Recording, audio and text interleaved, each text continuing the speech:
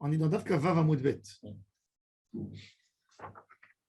Rami Bar Abba, Avakabane Beneknishta. Rami Bar Abba, il a construit une synagogue. On est à 5 lignes d'en haut. Ava Iknishta Atika. Il y avait une synagogue ancienne dans le coin. Il a voulu la détruire et d'amener des briques et des pierres pour construire la nouvelle.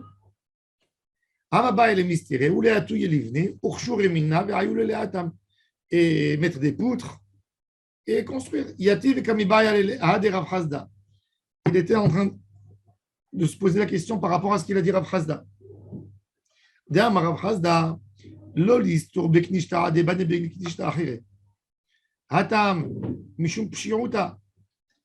dit Rav Chazda, ne jamais détruire une synagogue avant de construire l'autre. Tu vas détruire une, tu ne vas pas construire l'autre. Et les gens, ils vont rester poireautés. Alors il a dit, moi, j'ai les briques, j'ai tout. Tout est là. Il y a le chantier, il y a les échafaudages, il y a les briques, il y a les pierres, il y a les poutres, il y a les employés, il y a l'argent. Il y a les Arabes. Ouais. Alors, il est parti demander quand même la question à Rafa. Il avait peur des paroles de Rav Chazda. Il est parti. Rav Papa lui a interdit. Ravuna lui a interdit. C'est-à-dire, vous voyez ça? Ça veut dire, même s'il y a les poutres, comme tu dis, il y a que des Arabes, c'est un problème. Demain, ils vont faire une grève. Demain, on ne sait pas. Je sais que j'ai parlé une fois avec Rav Yosef là-dessus. Il m'a dit que ce n'est pas du tout évident. Il m'a dit que c'est très dangereux. Il m'a dit un homme qui casse une synagogue. Il m'a dit ça. Je lui ai dit que le budget de détruire une synagogue pour construire une autre, c'est un certain budget. Il m'a dit, même si vous ajoutez dans le budget 25% pour permettre qu'avant de détruire, vous construisez une salle qui est un endroit, il faut le faire et pas détruire et dire, eh ben, je vais faire avec, je vais acheter des meubles plus beaux avec. Non. Tu construis la synagogue au premier étage, ça veut dire, tiens, attention, tu construis au premier étage, même si ça te coûte beaucoup de frais. Ensuite, tu casses, tu démolis le reste et tu continues à construire. Mais tu ne peux pas casser une synagogue avant de laisser une opportunité pour les gens qui prient. Il y a 200 personnes qui prient, il faut qu'il y ait 200 places. Pas des très belles places, mais qu'il y ait des places pour s'asseoir. Sinon, tu n'as pas le droit de toucher une synagogue. Et c'est ce qu'il a dit. Il ne peut pas y avoir de moments vacants. Il n'y a pas. Un moment vacant où les gens doivent aller prier ailleurs, il n'y a pas. C'est ce qu'ils lui ont dit. Vous voyez, il y a 2 Amoraïm qui lui ont interdit. Rav Papa et Ravuna. Ça, c'était à la Chod de Khoslarek. Non. On prie n'importe où on veut. Non, c'est beaucoup plus grave, même en Israël. De détruire une Beth Knesset en Eretz, c'est plus Kadosh encore. Oui, mais ça veut dire qu'on peut prier, on peut par exemple détruire une synagogue et prier dans le jardin. En France, tu sais, pas le faire. Il y a une famille extraordinaire au Brésil. C'est la famille Peixoto. Les Peixoto, ils avaient un fils unique. Moi, j'étais chez eux à la maison, chez les parents. J'étais invité chez eux au Brésil. Ils avaient un fils unique et ils ont 3 filles. Le pauvre garçon, il a été kidnappé par des voleurs qui ont demandé aux parents 20 millions de dollars. Ils sont partis se plaindre à la police brésilienne et la police leur a dit, on interdit le chantage, vous n'avez pas le droit de verser. Ils avaient de l'argent pour mettre. La communauté s'est mobilisée et malheureusement, ils étaient tordus, les Brésiliens. Au moment où ils sont rentrés pour prendre l'enfant, ils l'ont tué, ceux qui l'ont kidnappé. Bon, la famille était tellement choquée, mais le père, il a dit, l'argent que j'étais prêt de donner pour mon fils, ben, je ferai des synagogues à sa mémoire. L'enfant, il avait 20 ans ou 22 ans. Et ils font des synagogues. Et qui c'est qui était leur tuteur? Le Rav Bakshi Doron. Et le Rav Bakshi Doron, il a imposé, je trouve que c'est très intelligent. Eux, quand il y a des synagogues qui venaient chez eux, avec un bon noyau de personnes, qui veulent construire une synagogue. Maintenant, eux, ils ne donnent pas tout. Ils veulent qu'il y ait quand même les gens qui mettent la main dans la poche pour que les gens soient investis. S'ils mettent tout, demain, qui c'est qui va entretenir? Donc, ils te disent, Si tu amènes un tiers du budget, nous, on complète. Mais à condition, ils veulent qu'il y ait le contrat avec le Kablan. Permis. Ils veulent que l'argent, le tiers, il est déjà fermé dans un compte de banque. Ils veulent qu'il y ait le terrain, que ça soit signé par la mairie. Il y a tout fermé. Et rien qu'après, ils mettent l'argent. Pourquoi? Parce qu'ils sont fait. Ils ont donné à des yeshivot. Ils ont donné deux tiers. Ils ont pris. Et c'est ce qui s'est passé chez Il y a un tiers qui s'est évadé. Macabira Pinto. Ils ont mis une fortune, il n'a pas reconstruit. Voilà. Ils ont mis un tiers. Ils ont mis un tiers. L'argent, il n'a pas été investi. Ils ont acheté le terrain, ils ont tout fait déjà. Ils vont gagner de l'argent.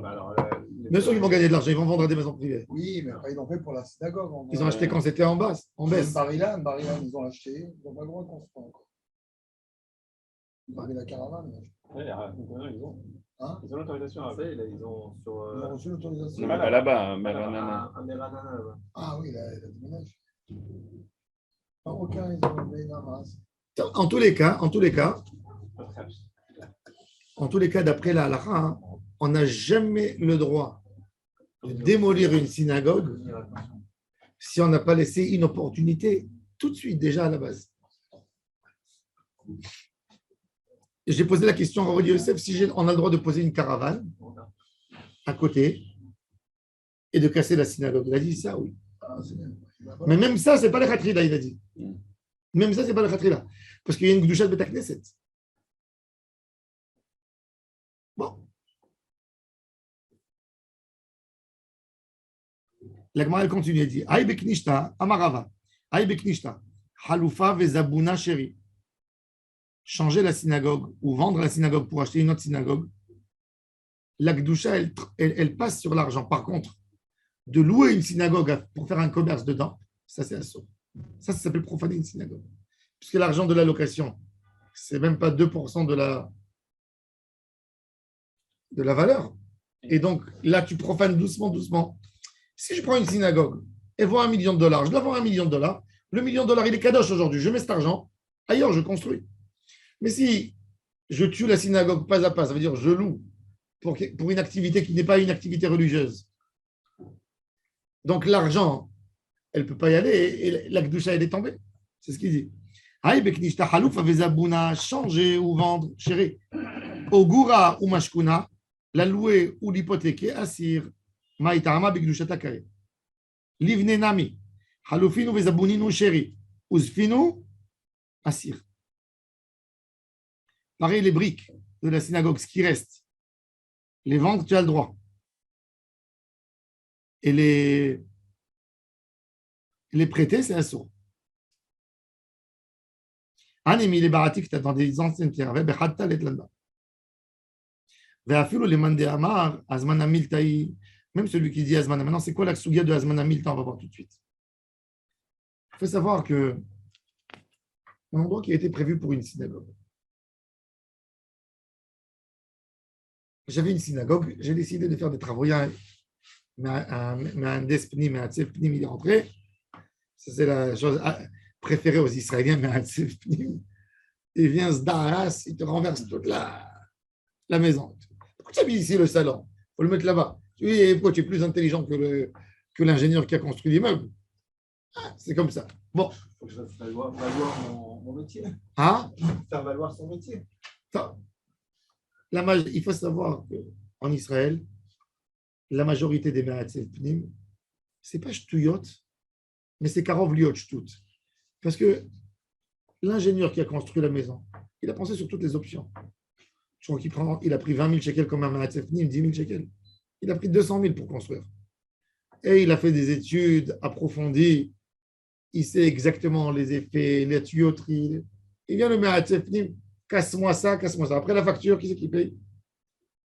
Très bien, 500 000 shekels pour faire une maison. Quand tu amènes un Me'atzef Pnim. Pourquoi? Parce qu'il veut casser, il veut changer ses Breshit. Il te met l'eau là-bas, l'électricité là-bas, les points là-bas. Tout ça pour avoir de l'air.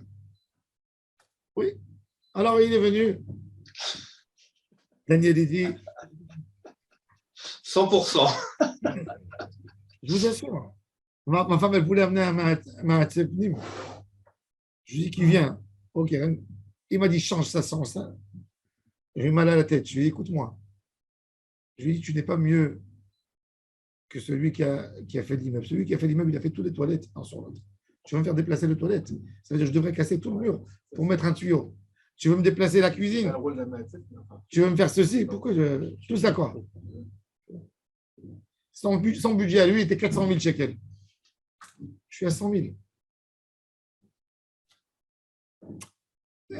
En tous les cas, il vient, il te change là. Maintenant, il rentre dans une synagogue. Il dit, bon, on va déplacer la chose. Il y a une toilette à la synagogue, il y avait un cabinet. Et il a décidé de faire du cabinet une synagogue. On peut? Non. Ou plus grave encore, c'est de prendre une chambre d'études, par exemple, qui servait à côté de la synagogue. Il dit, on va déplacer les toilettes ici. Ça dépend s'il en a toutes les traces, peut-être. Non. Toutes les tuyauteries. Non. Il met une tuyauterie. Non, il dit, je vais mettre le toilette ici. Il veut l'installer complètement. Il y a une chambre d'études qui servait comme une petite synagogue, comme la Ezrat Nashim. Il dit, voilà, c'est accessible. Je vais mettre le toilette ici. On a le droit de construire une toilette à la synagogue. Quoi les tzorech? C'est kadosh. Il y a un tnaï ou il n'y a pas de tnaï? C'est une question. Alors là, il faut savoir déjà, il y a un vrai problème. Quand tu as destiné pour une synagogue, il n'y a rien à faire. Tu mets le toilette au premier étage, dans un autre endroit. Tu ne peux pas toucher. Sauf si tu as fait une condition à la base que tu pourrais changer. Si tu n'as pas fait, c'est assourd. Assourd. Même de changer de programme, de dire, voilà, je vais mettre ici un toilette pour faciliter. Assourd. Sur le compte de la synagogue, c'est un makom kadosh. Kedushat bet hakneset. Comment tu vas le baisser pour un toilette? C'est vrai qu'un toilette, c'est pour une préparation. Ah bah, c'est assourd. C'est l'homme gêné. Rien que ça. Un bêta qui sait, même si tu ne l'as pas utilisé, tu fais des travaux à la maison, ils sont en train de recarreler le toilette, il n'y a rien du tout encore. Il n'y a pas de cuvette, il n'y a rien. Maintenant, toi, tu veux rentrer là-bas, tu veux faire cette fila là-bas. C'est carrelé, c'est propre. Il n'y a rien, rien qui a été fait. Ah, je peux faire ma fila là-bas ou je ne peux pas faire ma fila? Ça n'a jamais été utilisé comme toilette. Non. C'est destiné à être. Azmana Milta. Il y a un grand débat, on va voir. Azmana Milta ou Lav Milta. Si ça, j'ai prononcé que c'est un toilette, c'est un toilette. Est-ce que j'ai le droit de prier au Betakissé? Je n'ai pas le droit. Comme une Azmana. Azmana, c'est prévu. Prévu. Azmana. Alors on va voir justement. On va voir le débat de Azmana Milta ou Lav Milta. On va voir dans Shulchan Aruch, on va voir. Alors il dit, il va filer les mains des Amar. Azmana Miltaï. Il y a une halakha, le maître il est à Sourbana. Il y a quelqu'un qui est parti, il a payé de l'argent pour se faire un tissu, un linceul. Il a demandé pour un mort. Et ils ont coupé le tissu déjà pour le mort. Il a payé. Il a pris le tissu. Finalement, il y a quelqu'un qui vient et dit, vous savez, ce monsieur, il m'a confié dans sa vie 5 mètres de lin pour après 120 ans, c'est à lui. Il m'a dit qu'il veut être avec ça. On a été mazmine pour le mort.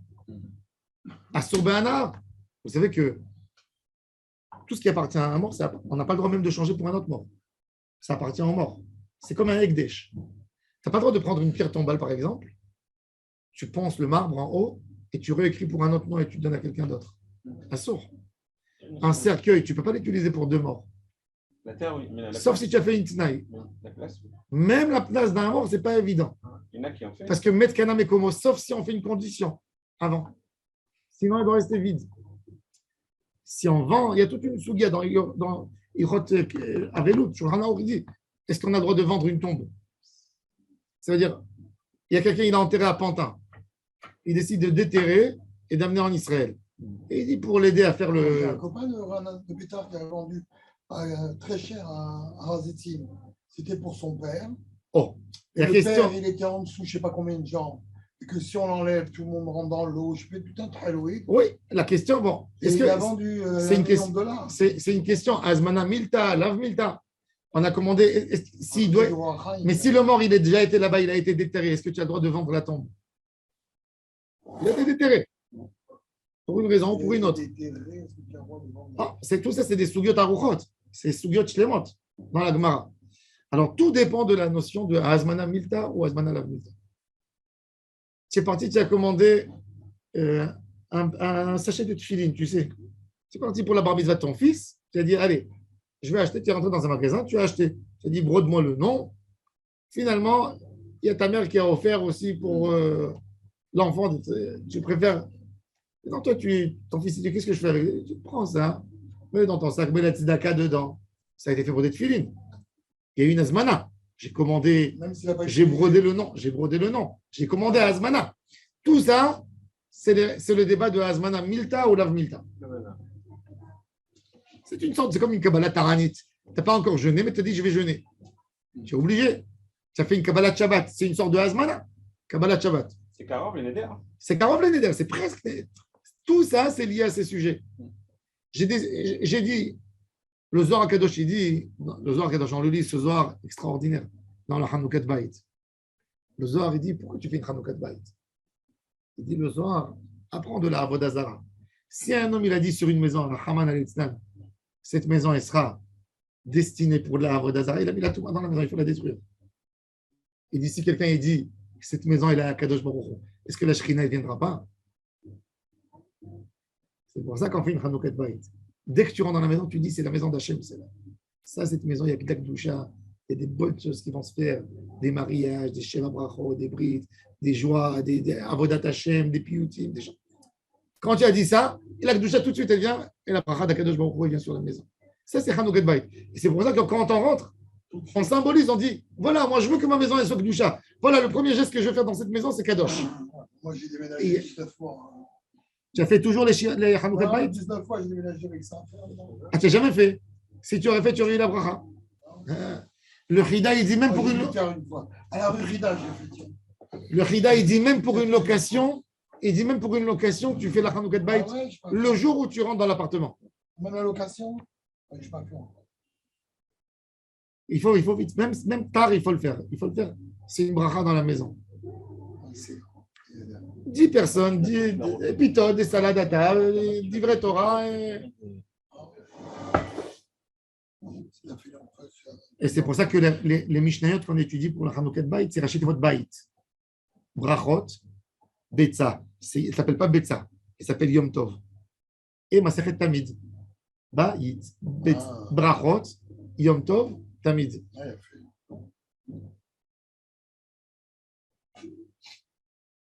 Alors il dit, Anemile, alors c'est quoi Azmana Milta? Anemile Kegona Orek Beged Lamet. Voilà, Ketvi Larik Dami Veleka.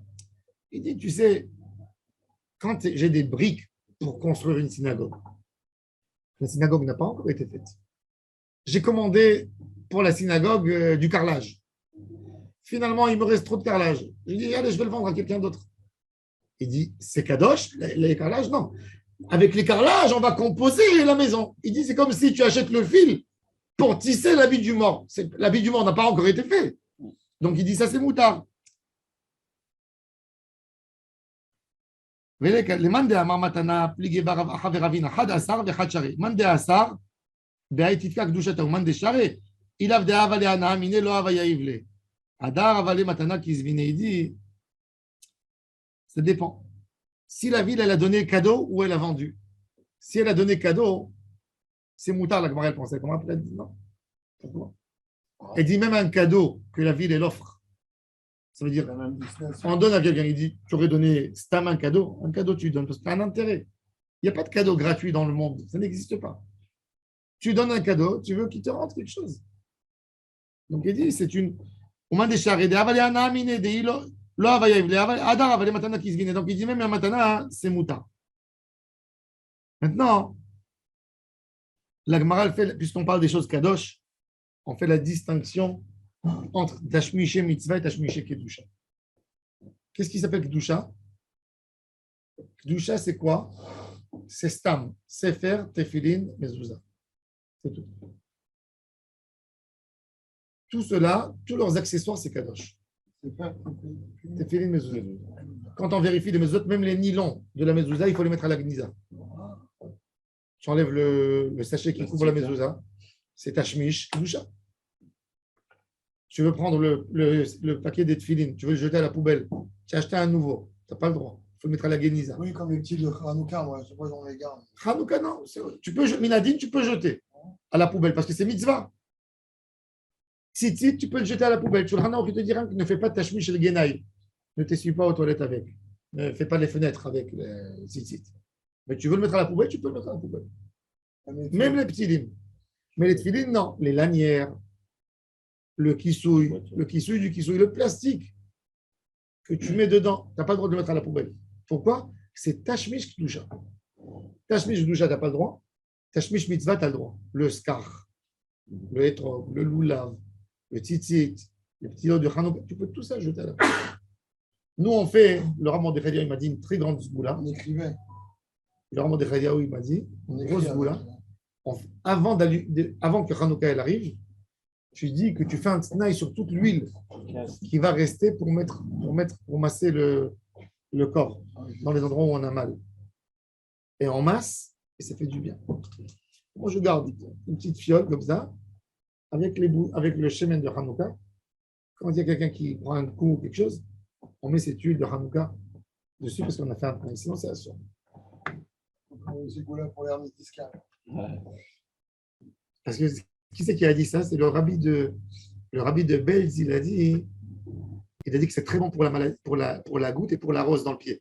Alors il a dit, parce qu'il y a le chant des Ashkénazes, Uminotar kankanim naasanes la shoshanim. Il avait dit Minotar kankanim, ce qui reste du Hanouka, naasanes pour la shoshanim, pour la rose.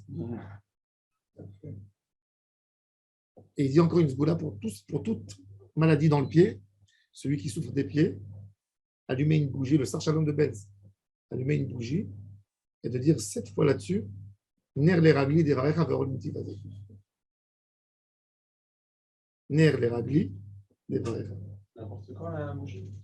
Quand quelqu'un il souffre dans les pieds, d'allumer une bougie et de dire 7 fois, les kavana, le pasouk, Ner les ragli des varecha verol mitivazé. Tout celui qui est ma'amine dans ça marche, c'est la émouna tzadikim.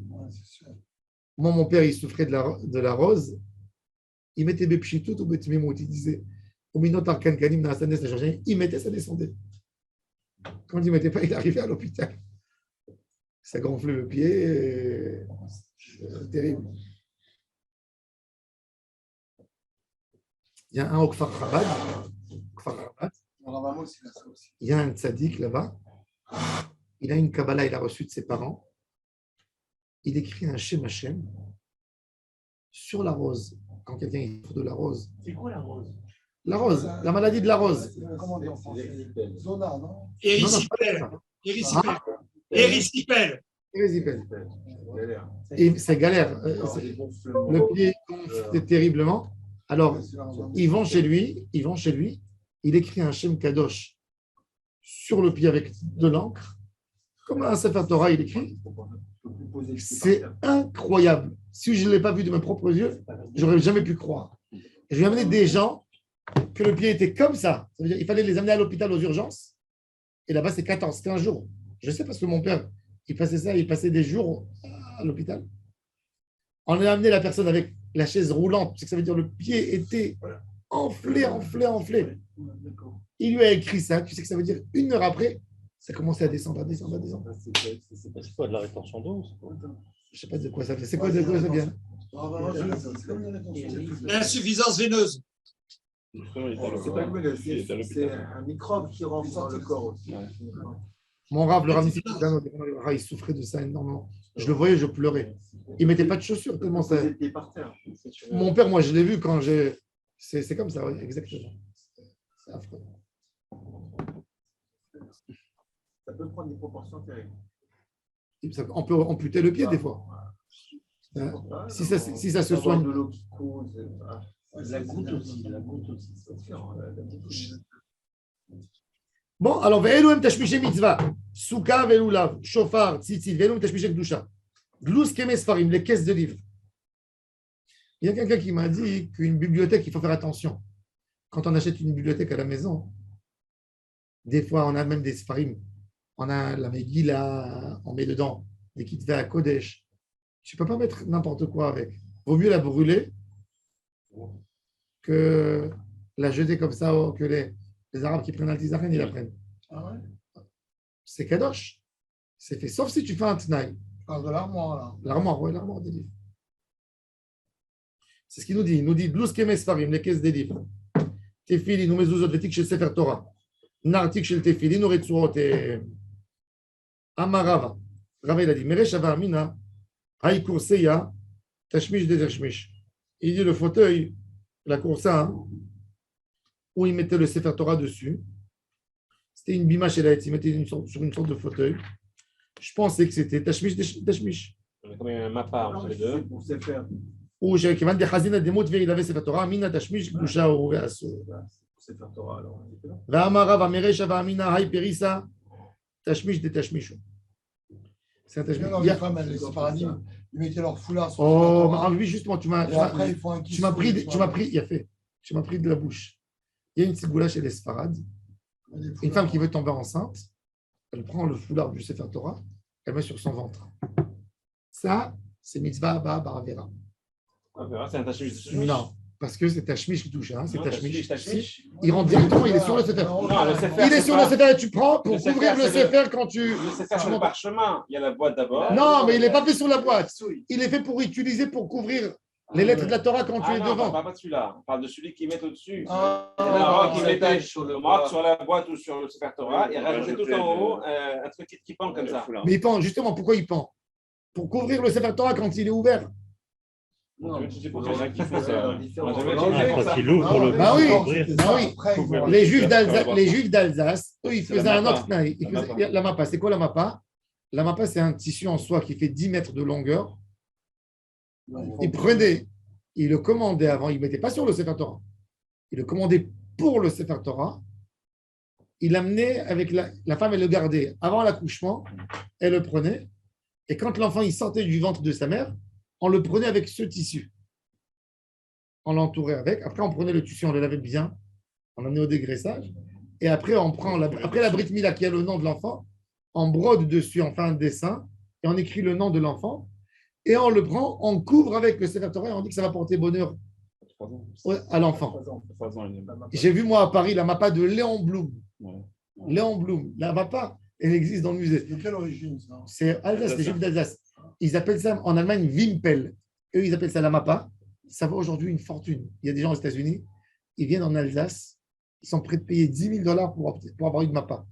Ils la prennent, il y a des mappas. Les Juifs d'Alsace, ils faisaient des peintures, des dessins, de très belles broderies sur la mappa. Et ils mettent ça quand ils ont des salons qui font 10 mètres, ils font un cadre qui fait 10 mètres. Et il y a la mappa comme ça au milieu, sur tout le long. Parce que dans la mappa, ils brodaient tous les trucs de la vie.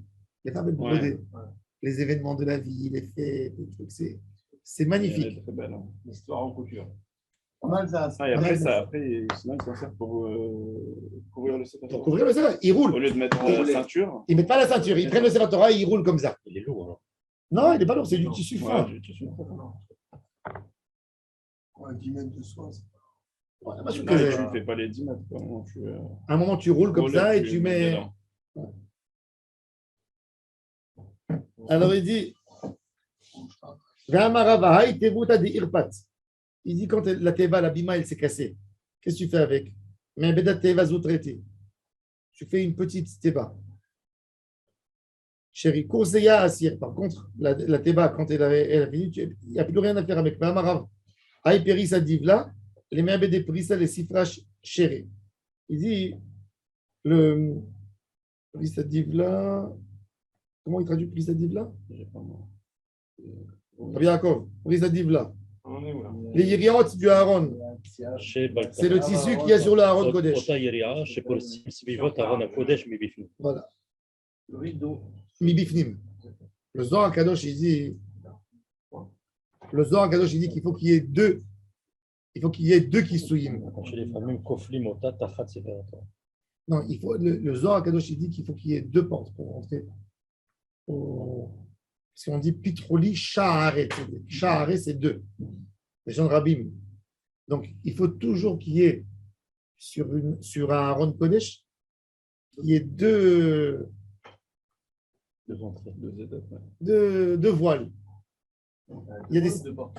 non, pas deux Non, portes. d'abord un rideau. Un rideau, après un voile. C'est ça le minag de Ham Israël.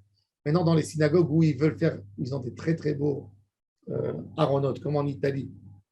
C'est un œuvre d'art, le Aron Kodesh. Même en Israël, ils font ça de plus en plus.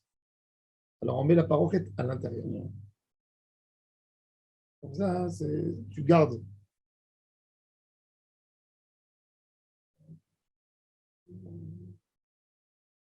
Alors, il dit, les cifrés chéris. Tu peux faire de ce rideau, tu fais la veste du Sefer Torah. Les Chomashim assour. Par contre, pour un Chomash, c'est assour parce que c'est moins Kadosh qu'un Aaron Kodesh. Naamarava, Zvile des Chomché. Zvile des Chomché, c'était les caisses où ils mettaient leurs Chomashim. Comme vous savez, il y a des coffrets en carton pour les livres. Ben, ils avaient des coffrets comme ça pour les Chumash. Alors il dit, Aïsville des Chumash, j'avais Kamatre décifré. Kamatre, ça doit être un mot en grec. Kamatra, une caisse. Boîtier. Décifré. Tashmiché Kedushaninu Venignazim. Vous voyez, regardez, là, vous avez derrière vous, vous avez des lots de Mishnah Vura dans des caisses. Maintenant, demain, toi, tu décides d'arranger ta bibliothèque. Tu les enlèves. Tu les enlèves. Tu dis, ça prend trop de place. Ouais. Tu n'as pas le droit de le jeter à la poubelle, ce carton. Ah ouais? Ben oui, parce qu'il est fait. Normalement, il y a des gens qui prennent ça, ils gardent ça parce qu'ils mettent. C'est fait pour garder, pour pouvoir le mettre n'importe où. Et il ne tombe pas. Il reste équilibré. C'est pour ça qu'il est beau. Regardez comment il est beau le coffret. Ce n'est pas un coffret simple en carton. Ceux-là, les simples en carton, c'est fait que pour garder le livre. Mais ce n'est pas fait pour poser. Mais celui-là, regardez le beau boîtier. Il a même le même design que le livre. Là aussi, alors. Non, celui-là, oui. Oui, mais pas le blanc là. Mais le blanc, non. Le blanc, c'est un carton simple. Mais celui-là, c'est un beau coffret. Quand le coffrage, il est beau. Il y a encore, hein, regardez. Ah bon, c'est. D'accord, ouais, mais bon. C'est pour. Il est pas fait, il est pas fort pour garder. Mais les autres, ils sont faits pour rester. On n'a pas le droit de le jeter à la poubelle. Tu dois le mettre à la gnisa. Mais Là, j'ai reçu les Scroll. Carton de livraison, tu peux jeter à la poubelle. Mais c'est fait. C'est l'homme méchant. C'est fait pour la livraison. Ça, c'est fait pour garder. on ne parle pas de Sifré Testam, on parle de Sifré Torah, là. Chumash, c'est un sefer kodesh, c'est méchant. On parle de Sifré Torah, non? Tous les sifrei kodesh, c'est Tashmish Kedusha. Ah bon? Il faut savoir qu'un sefer kodesh, aujourd'hui, il a la kedusha que quand on étudie dedans. Un jour, il y avait une marque pour le Berg, le Kabbalah. Là. Un jour, j'étais chez Rav Yosef. Ils emmenaient des livres, des nouveaux livres qui sont sortis de l'édition. On lui a chargé les 1000 livres à la maison. Il avait besoin de faire quelque chose. Je l'ai vu grimper sur les livres. Je suis resté comme ça. Et il m'a regardé, il a rigolé. Il m'a dit, viens ici, viens ici. Il m'a donné une claque comme ça. Il m'a dit, je ne sais pas que des livres imprimés par le Tfous, ils n'ont pas de doucha. Tant que tu n'as pas étudié, il n'y a pas de doucha. Rabbi Shalom, après, j'ai vu Rabbi Shalom Essas, Ronald Ivraha, les grands rabbins de Jérusalem, tous les journaux, et lui ont envoyé tous les jours leur journal. À l'époque, tous les journaux, il y avait Mahari, Yediot, Haaretz, Davar, Amodia, Yom Le Yom, Yated Neman. Ils veulent tous que les gens influents, ils lisent les infos chez eux. Donc, ils envoient gratuitement à tous les hommes importants.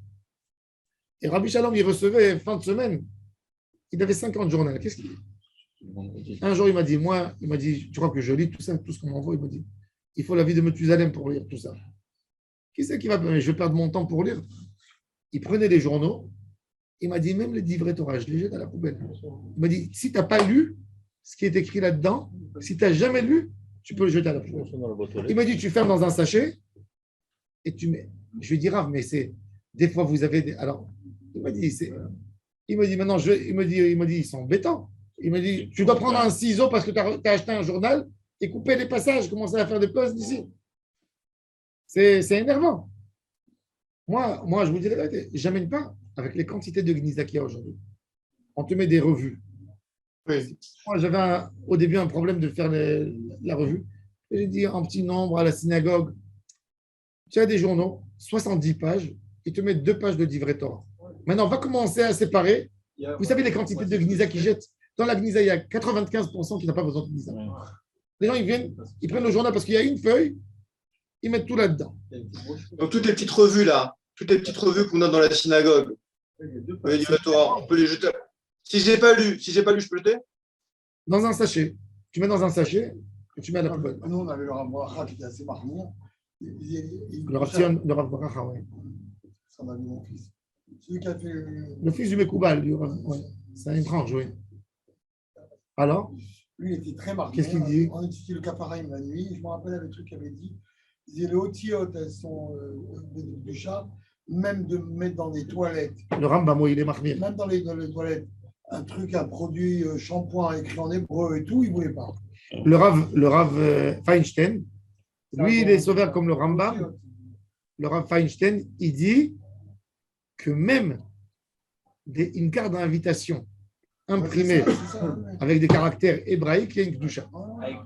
Ok, Rav, maintenant, si quelqu'un l'a lu, mais nous, on ne l'a pas lu, on n'a pas le droit de le jeter. Attends, qu'est-ce Si que quelqu'un l'a lu, mais nous, on ne l'a pas lu, est-ce qu'on peut nous le jeter à la poubelle? Non, tu n'as pas le droit de jeter à la poubelle. Ça y est, la Gdoucha, elle est imprégnée par quelqu'un. Eux, à Donc, en l'époque, fait, donc le livret de la. à l'époque, l'imprimerie de l'époque, c'était des pièces que tu mettais comme ça et tu faisais un tampon. Il y avait une doucha, c'est comme une écriture. Mais aujourd'hui, tout est digital. Il y a pas des dans les cartes d'invitation. Non, moi j'écris Bessad. Moi j'écris, dans toutes les cartes d'invitation, j'écris jamais un pasouk. Annie, les Dodi, des trucs. Les gens, ils écrivent des pasouks qui m'évarra, chez Mitzion, ou ils font les Tfilim Daïou, les Totafot Benaenera. C'est assourd. Parce que tu sais que 90% des gens qui vont recevoir les cartes d'invitation vont les jeter à la poubelle. Il n'y a plus aujourd'hui, tu reçois des WhatsApp. Alors. Les Marantiers Torah, non, c'est mieux en WhatsApp, c'est mieux. Moi, j'ai fait pour le mariage de mon fils. Dans les invitations en WhatsApp qu'on a envoyées, j'ai mis Shem Hashem, j'ai mis des psukim de bracha. Et dans les cartes d'invitation que je t'ai données et que j'ai imprimées, j'ai tout enlevé. On peut les jeter à la poubelle. Non, c'est non-stop ce qu'on reçoit. J'ai entendu que le Rav Dov Lior de Hebron, le Kirat Arba, lui, il a fait sortir un sac révolutionnaire. Il a fait un crématoire pour les livres de Kodesh. Il a dit, au lieu de prendre, vous savez combien ils creusent dans la terre? Combien à votre avis on jette? Combien de Gnisa à votre avis? J'ai envie d'entendre vous. Combien en Israël on jette de Gnisa par semaine? Combien? 5 tonnes. 5 tonnes. 5 tonnes. Hein? Combien? 5 tonnes. Qu'est-ce que tu racontes, 5 tonnes? Rien qu'un journal imprimé, il y a Ted Neyman qui a 15 000 abonnés, avec les Dvar Torah qui mettent là-dedans, déjà ça pèse 15 000 journaux, ça pèse déjà 1,5 tonne. Une baleine par semaine. Ouais. Il a raison, Meir. C'est minimum 25 à 30 tonnes par semaine. C'est une honte. Vous savez combien ils doivent creuser? Ça coûte une fortune. Il va trouver des terrains. Alors le Rav Dov Lior, il a dit, moi j'ai un patent. C'est pas mal. Il dit, ou ça, ou une piscine avec un produit qui mange tout. Tu mets. Il dit, au lieu que ça reste dans la terre, que ça prend de l'eau, que ça se salit. Bon, les rabbinim, ils ne sont pas encore habitués à ces méthodes. Donc, tu vois, c'est difficile l'idée de changement. C'est considéré comme 30 000 tonnes de papier par année. Non, ça c'est dans l'usage normal. 30 000 tonnes. Tu sais que ça veut dire 30 000 tonnes?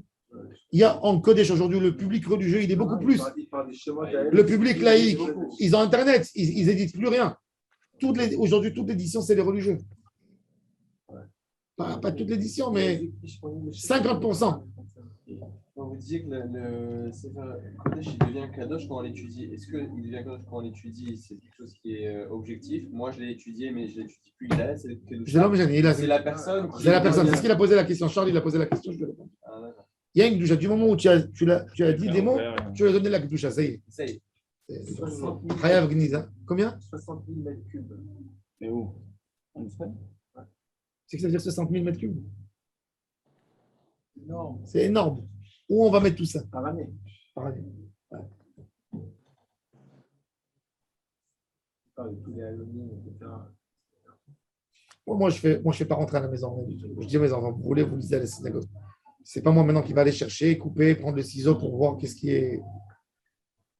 Il y a tellement. Aujourd'hui, les gens, ils amènent à la maison par semaine comme un livre, avec toutes les choses que tu reçois. Et tu dis, Chumash Rashi, connais Chumash Rashi sur la paracha, c'est 1000 fois mieux que toutes ces histoires. Et il y a des fois, il n'y a aucun rapport avec la Torah et tous ces.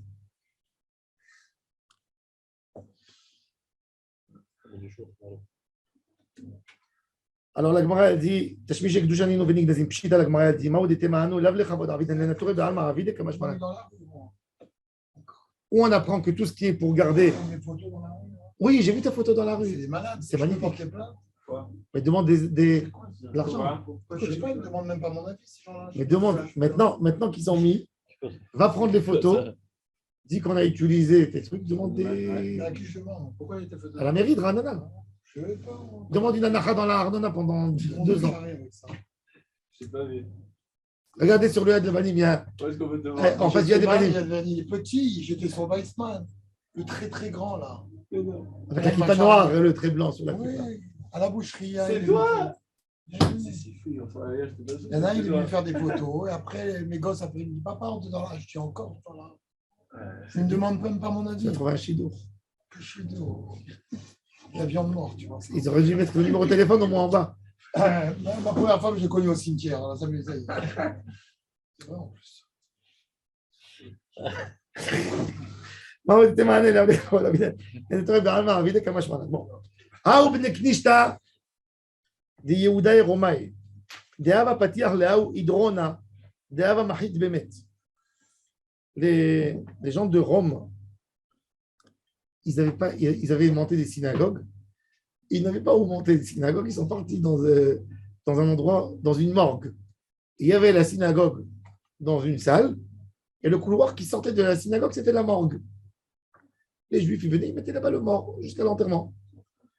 Et les Kohanim, ils voulaient rentrer. Ils ne pouvaient pas rentrer parce que c'est ouvert à une morgue. Ils ont envoyé d'Italie à Rava. Amar Léou. Des morts ou une morgue? Une morgue. Ben, les Kohanim, ils veulent prier. Ils ne savent pas, des fois, il y a un mort. Parce qu'il y avait une ségoula pour les jeunes mariés, on les met au cimetière pour enlever les épidémies.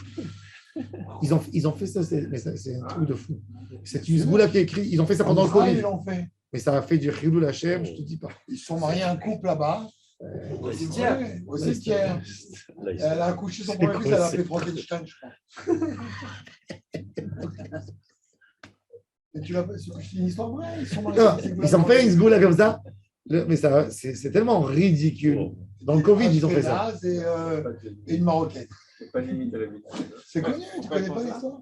C'est une ségoula pour enlever. Ma mère, elle dit toujours il y a une limite à l'intelligence, il n'y a pas une limite à l'idiotie et à la bêtise. Non, il y a un macor dans la Torah. Il n'y a pas de macor dans la Torah. C'est un rabbin Abnebra qui a vu que c'est une ségoula. C'est un macor, il y a des rabbins qui connaissent mieux que toi. Et qui disent que c'est une grande ségoula. J'ai vu sur Internet. C'est le rabbin des bois.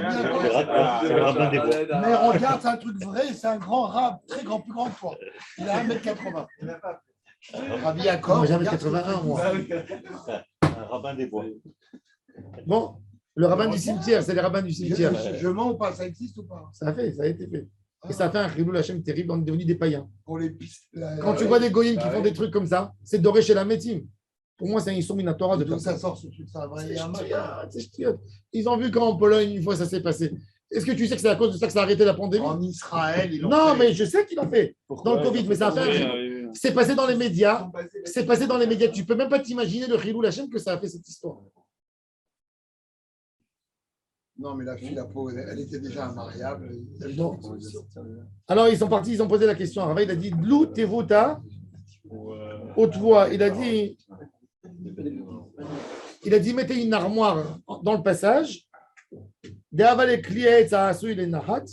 C'est un kéli qui est posé dans une place et qui ne bouge pas. Il sert comme mechitza. Si tu mets une armoire, même si c'est une armoire, elle est disposée dans un endroit. Non. c'est fait. Tu mets le haron Kodesh. Il a dit vous mettez le haron là-bas. Il dit c'est fait pour ne pas bouger. Tout ce qui est les nachat ça veut dire la noix, shama, il ne bouge pas. Mechitza bifnei hamet. Il n'a pas de roulette. Il n'a pas de roulette. Des fois, tu fais bouger. Il dit Kiman Sefer Torah, il avait. Ravale Miteltel, Maleverekam. Il dit si on le bouge, il a dit Iach, Ilo Efshar, tu ne peux pas. Si tu veux bouger la Teba, tu ne peux pas. Amamor Zoutra. Mitpechot Sefarim Shebalou, on aussi motam tachichim, les met mitzvah, les ouïk nizatam. Les mitpechot du Sefer Torah, on les prend et on fait avec ça un linceul pour un Talmid Chacham qui est mort. Le rabbi, ils ont pris sa table. On fait le cercueil. Sur sa table. En France aussi, ils faisaient ça. Dans le livre Kadakema, Là, Rabbeinu Barié, Non, pas en fait. Ils ont pris la table sur laquelle il étudiait. comme le rabbi. Rabbeinu Barié Ben Yosef, il dit, dans son livre Kadakema, que les sages de Provence, ils demandaient de prendre leur table où ils recevaient les invités et les pauvres et de faire de ça un cercueil pour les amener dans le dernier jour. Et dit, c'est un témoin, il va témoigner combien de mitzvot il y a eu sur cette table, combien de joie, combien de pauvres qui ont mangé. Ouais. Alors, pour lui donner kavod, on lui fait. Alors qu'est-ce qu'on faisait Tachichim, pas pour n'importe qui, que pour mettre mitzvah. Et avec le rabbin, on enterre la Gniza à l'époque. À Jérusalem, ils ont enterré avec le prix Hadash des manuscrits. Le prix Hadash, il a commenté un commentaire sur le Talmud en Kabbalah. Il ne voulait pas que ces manuscrits en Kabbalah ils sortent dehors, il a demandé de l'enterrer avec lui. Rabbi Chaim Vital, à la fin de sa vie, il déprimait grave. Il pensait qu'il allait ramener Mashiach. Le Har Kadosh lui a dit que par la Torah qu'il allait dévoiler, il allait ramener Mashiach. Et à Damas, il a eu 2 rabbins qui étaient très jaloux de lui. Ils l'ont mis en quarantaine. Ils ont interdit les gens d'aller étudier la Kabbalah chez lui. Il a vu que tout son projet est tombé à l'eau. Et il a vu que lui, il voulait faire des tzadikim qui se des fratzot. Et il venait chez lui des gens pour étudier la Kabbalah comme une science mystique. Il ne voulait pas leur enseigner et il a fait jurer. Il a souffert énormément à la fin de sa vie et il a demandé à ses enfants de mettre tous les livres de Kabbalah qu'il a écrits avec lui dans la tombe. Sauf qu'une partie des livres dans sa vie, ils ont déjà été copiés sans qu'il sache, par des gens qui ont copié. Mais il restait des livres. Ils sont venus Rabbi Yaakov Tzemach et Rabbi Avraham Azoulay, 50 ans après le décès de Rabbi Chaim Vital. Déjà, il y avait des grands tzadikim déjà à Tzfat qui se sont remis dans l'étude de la Kabbalah et ils voulaient, ça leur manquait. Et ils ont eu l'autorisation à Jérusalem d'aller creuser dans la tombe de Rabbi Chaim Vital. Ils ont creusé la tombe et ils ont pris les manuscrits. Et quand ils ont creusé oui, ils étaient en bon état. Il y a eu des livres un peu qui sont abîmés. Et quand le Rav il a touché pour prendre, il a vu qu'il y avait la main de Rabbi Chaim Vital qui était posée là-dessus sur ces manuscrits, posée comme ça, quand ils ont ouvert. Et quand il s'est approché, la main, elle est partie devant. Vous pouvez prendre. Et c'est tout le Etzraïm qu'on a, c'est de la tombe de Rabbi Chaim Vital. Oui. Le Etzraïm, Rabbi Meir Papirash, il est parti avec Rabbi Yaakov Tzemach. Le Etzraïm, si on a, imaginez-vous, c'est incroyable. Rabbi Chaim Vital, on a des manuscrits comme ça. Ils ont creusé. Dans tous les cimetières juifs, ils mettaient avec les tzadikim des tonneaux en porcelaine avec les sifrei Torah dedans. On disait la Torah, elle est posée à côté de la Torah. Et ils ont intéressé ce qu'ils disent ici. Qu'un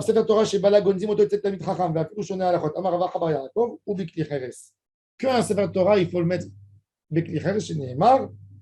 Il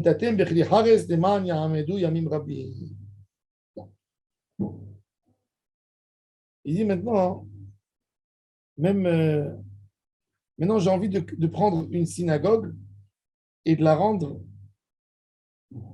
Bet Midrash. J'ai le droit. Mais de faire d'un Bet Midrash une synagogue, non, parce qu'un Bet Midrash il est plus kadosh qu'une synagogue.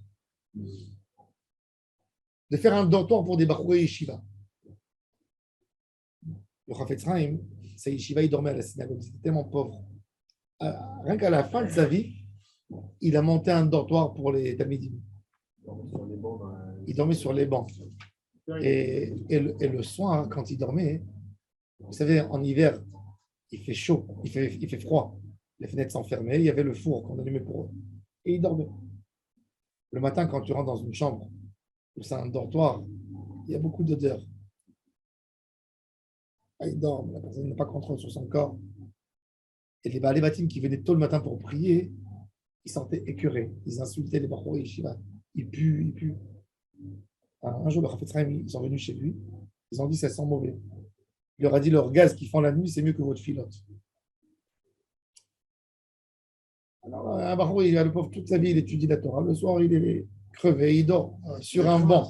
Vous venez, vous parlez du mal. Pour donner l'importance. Un Beth Midrash, c'est Kadosh Meod, un endroit, un lieu où on étudie la Torah pour comprendre quelle est la volonté d'Akadosh Baruch Hu, d'avoir Gadol Meod Meod. Baruch Adonai dans l'âme. Amen.